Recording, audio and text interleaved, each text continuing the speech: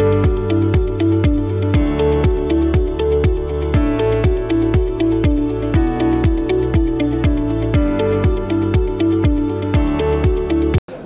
সঞ্জয় কুমার মণ্ডল, আমি এখানে merchandising manager হিসেবে আছি রাজ leather limited.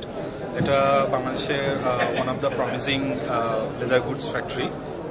We are exporting in Japan, Thailand, Malaysia, Dubai. We have some outbound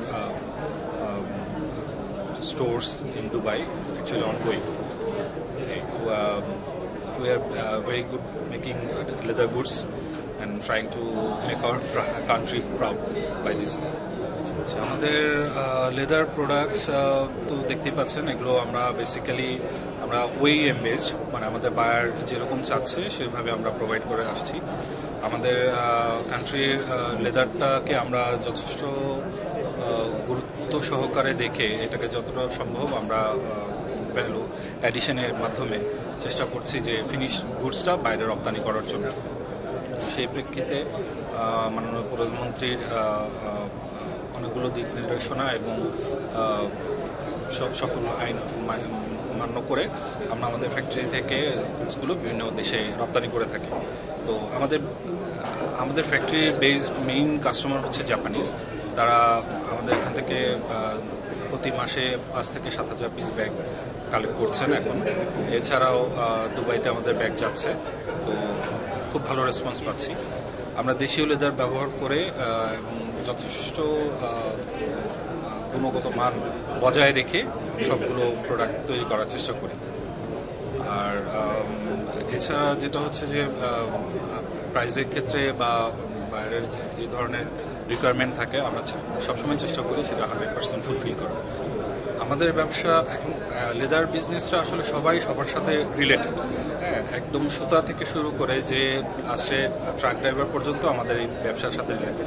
every piece of component আসলে জড়িত। লেদারের ক্ষেত্রে, লেদারের ব্যবসায়ের ক্ষেত্রে যে প্রবলেমটা আমরা মানে তাদের কাছ থেকে সবসময় জানতে পাই যে কেমিক্যাল প্রবলেমটা, কেমিক্যাল এবং কেমিক্যালের প্রাইসটা সকালে একরকম থাকতেছে, বিকালে আরেক রকম হয়ে যাচ্ছে। এক্ষেত্রে তারা সবসময় চেষ্টা করে আসলে যে দাম বাড়ানো বা দামের বিষয়টা, আমরা যদি দামটাকে একটা সহনীয় পর্যায়ে না রাখতে পারি পরবর্তীতে দেখা যাবে যে এটা আমাদের গুডসের ক্ষেত্রেও অনেক প্রভাব পড়ে।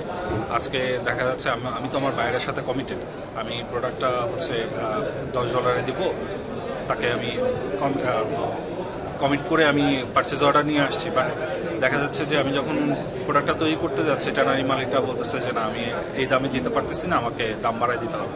সেক্ষেত্রে তো আমি ফাইনালি লুজার। এবং আমি যদি আমার বায়ারকে মানে বলতে যাই যে এই সব কারণে এক্সকিউজ দেখাতে যাই, তখন তারা অর্ডার ক্যান্সেল করে দেওয়ার মতো মানে অ্যাবিলিটি রাখে।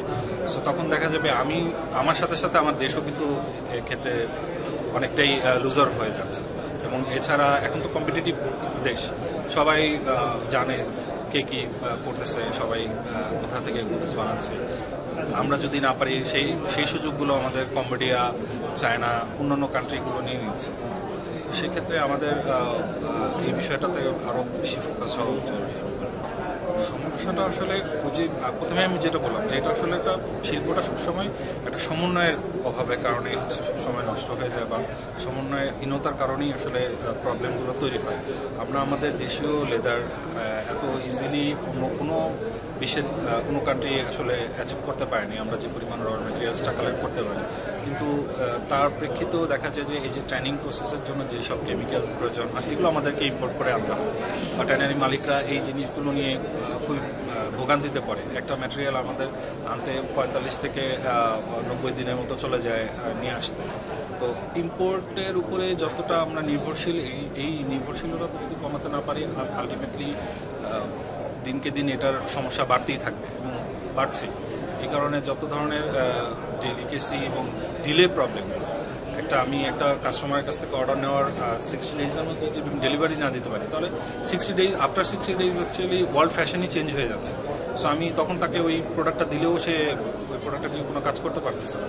সো এইসব প্রতিকূলতা মানে সমাধান করা না যায়, সেক্ষেত্রে খুবই বিপজ্জনক পরিস্থিতি আমাদের করতে হবে।